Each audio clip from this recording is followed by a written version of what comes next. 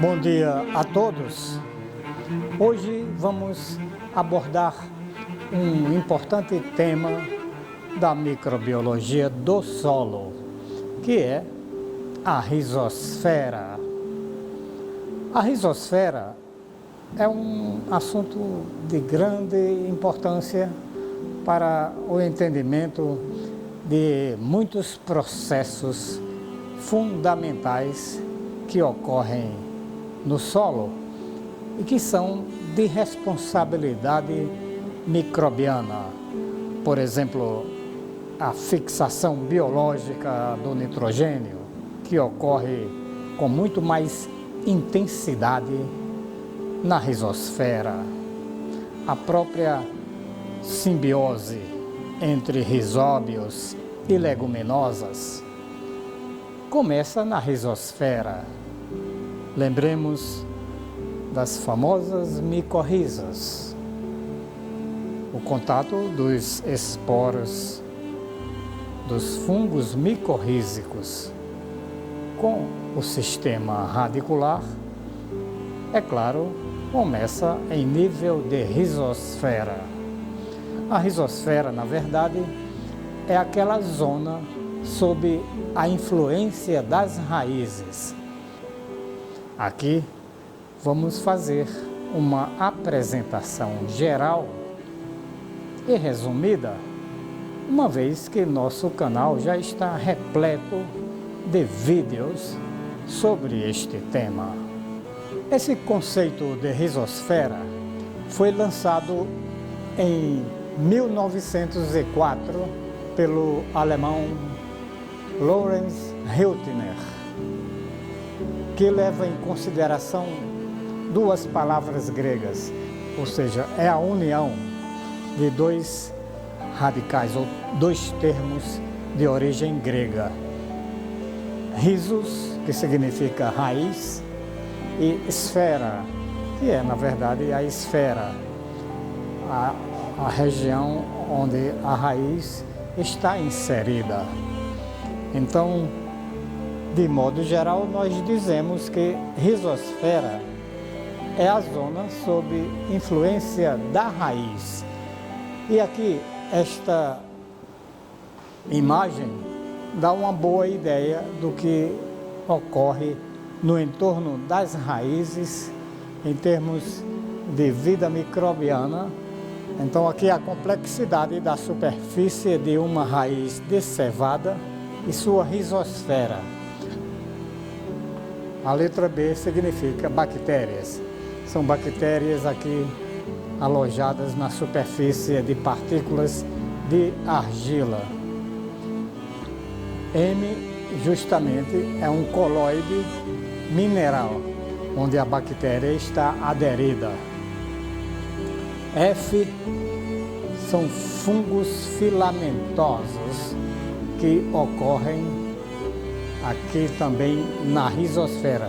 Lembrando, toda esta região está imediatamente em contato com o sistema radicular da planta cevada. As estruturas ovais com superfície áspera são esporos de fungos. Essas aqui são esporos de fungos que também ocorrem com muita frequência e com muita intensidade na rizosfera da maioria das plantas. Então, esta figura dá essa ideia geral do que ocorre ao redor de uma raiz descevada. Para entendermos rizosfera, é preciso entendermos raízes. O que são as raízes? Para que elas servem? Aqui nós damos uma ideia geral. É claro que vocês aprendem isto com mais profundidade noutras disciplinas. Aqui a gente vai colocar, de modo geral, as funções e a importância dessas estruturas para as plantas e para suportar a vida microbiana no solo. Primeiramente, ela tem a função de sustentar a planta no solo. A segunda função importante é a absorção de água e nutrientes. Ela é o dreno final no armazenamento de substâncias de reserva. Ela também serve como meio de propagação e dispersão de muitas espécies botânicas. É o hábitat para simbiontes e organismos livres associados à rizosfera. Produz metabólitos secundários, promove a aeração da rizosfera e é fonte de reguladores de crescimento que são importantes também para as plantas e para o entorno das raízes. Alguns cientistas dizem que elas são os órgãos heterotróficos das plantas. Já comentei sobre isto. As plantas fazem fotossíntese na parte aérea e o sistema radicular faz a absorção de água e nutrientes, permitindo justamente que o processo fotossintético aconteça em sua plenitude. Lembramos que para haver fotossíntese tem que haver água. Então, as raízes absorvem a água sobe pelo xilema e lá, em nível de mesófilo foliar, a água é quebrada, oxigênio é liberado e o hidrogênio vai se ligar com o carbono, formando os carboidratos a partir da luz solar. Mas esse é um assunto lá da bioquímica, da nutrição das plantas. Nós não vamos entrar muito em detalhes. Eu só quero dizer para vocês que as raízes têm essa função importantíssima, que é a absorção de água, que permite esse processo fotossintético, e é claro também os elementos químicos como coadjuvantes. Muitos são importantíssimos também para fazer compostos orgânicos. E os micro-organismos, onde entram nesse processo todo? É isso que nós vamos ver na sequência. Então, as raízes desempenham funções físicas, químicas e biológicas no solo. Todas elas são importantíssimas para o crescimento das plantas e para a promoção da atividade de micro-organismos. Por exemplo, propriedades físicas que são promovidas aí pelas raízes vegetais. A ação agregante sobre partículas do solo, a gente já viu algumas imagens sobre isto. Compressão do solo na interface com a raiz, reduzindo a porosidade e distribuição de poros. Isto promovendo então a alteração da aeração e a retenção de umidade do solo. Ela também tem um alto potencial de água negativo, criado pela evapotranspiração da parte aérea, que pode causar estresse hídrico nos micro-organismos. As propriedades químicas também são imensas, quer dizer, há uma gama muito grande de aspectos químicos que são de responsabilidade das raízes. Então, ela promove a precipitação e acúmulo de sais na interface com redução do potencial osmótico. Modifica o pH na rizosfera, promove alteração na relação O2-CO2, que é justamente provocada pela respiração radicular. Lembremos, a raiz respira. Nesse processo de respiração, ela consome oxigênio e joga CO2 para fora. Também promove liberação de compostos voláteis, inibidores e alelopáticos, libera produtos orgânicos diversos e também promove a liberação de moléculas com ação específica. Estamos falando de efeitos de raízes sobre propriedades do solo. Agora, algumas propriedades biológicas do solo que são promovidas ou afetadas pelas raízes vegetais. As raízes promovem a formação de um ecossistema microbiano muito especializado suportando uma população de micro-organismos 10 a 100 vezes superior em relação ao solo não rizosférico. Isto é justamente o que nós chamamos de efeito rizosférico. E o efeito rizosférico, o que é isto? É justamente a ação do sistema radicular nesta região sob sua influência, que vai de 1 a 3 milímetros. Então, esse efeito rizosférico é justamente a consequência desse metabolismo radicular, em termos de extrusão de substâncias, exudação, etc., que vai promover um efeito no entorno da raiz, até, no máximo, 3 milímetros, que é o limite da rizosfera.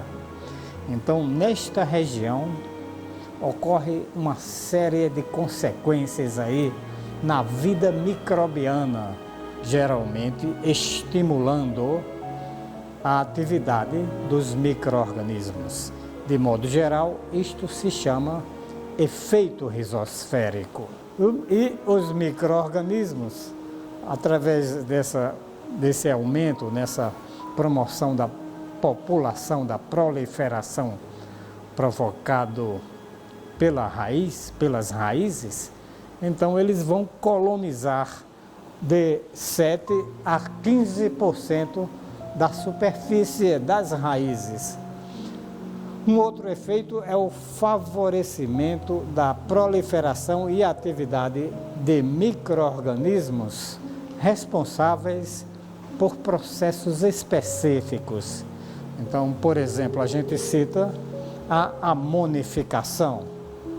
Mas é só um exemplo, existem diversos processos que são estimulados na rizosfera devido justamente à presença das raízes que começam nessa região, esses processos. Citamos a amonificação, mas podemos citar muitos outros, como a própria nitrificação, a fixação do nitrogênio. Então, os micro-organismos diazotróficos são altamente estimulados pela rizosfera, a ocorrência de micorrizas, fungos micorrízicos e muitos outros processos iniciam na rizosfera devido a essa riqueza de substâncias, de alimentos que são utilizados pelos mais diversos tipos de micro-organismos. Então a gente agora já pode conceituar com mais precisão. Eu acredito que vocês já estão entendendo, já estão inseridos no clima da rizosfera, desse assunto que é realmente muito importante e muito interessante para quem estuda a microbiologia do solo. A gente agora já conceitua com mais solidez esse tema, esse termo. Então, a gente já falou que é a junção de duas palavras de origem grega, rizos, raiz, e esfera, que é a esfera, ou seja, é a zona de influência das raízes, uma zona de alta estabilidade físico-química e de contínuo fornecimento de substratos orgânicos. Então, aqui temos os efeitos rizosféricos. Então, uma intensa atividade microbiana vai ocorrer, uma diminuição no tempo de geração, de reprodução de micro-organismos. Por exemplo, Pseudomonas tem um tempo de geração 15 vezes menor na rizosfera do que no solo não rizosférico. Então, isso é um efeito muito interessante. A gente citou um exemplo, mas a maioria dos micro-organismos se reproduz com muito maior intensidade, com muito maior velocidade na risosfera, comparando com o solo não risosférico. O que é o solo não risosférico? É o solo além dos 3 milímetros. O solo onde não há influência de raízes. Então, como não tem raízes, não tem alimentos, então, digamos, os micro-organismos sobrevivem apenas. Eles não vivem plenamente. Então, o seu tempo de geração vai ser muito maior nessa zona onde não tem alimentos. Se eles estão com fome, eles não se multiplicam facilmente. Então, à medida que eles chegam na superfície das raízes, aí sim vão encontrar alimentos, vão viver de forma mais plena e o seu tempo de geração vai ser então muito menor. A gente citou o caso das pseudomonas, que são gêneros de bactérias, mas acredita-se que isso seja uma ocorrência normal para todos os grupos microbianos, não só bactérias, mas também fungos, protozoários, nematóides e todos os outros organismos do solo em nível micro vão se reproduzir muito mais rapidamente na risosfera. E agora a gente já pode apresentar para vocês a risosfera. O que é isso em termos de imagem, de desenhos? Vocês vão ter uma ideia melhor agora, eu acredito. Então aqui temos uma única raiz, uma raiz pivotante de uma planta qualquer. A risosfera justamente é essa área limitada por esta linha pontilhada.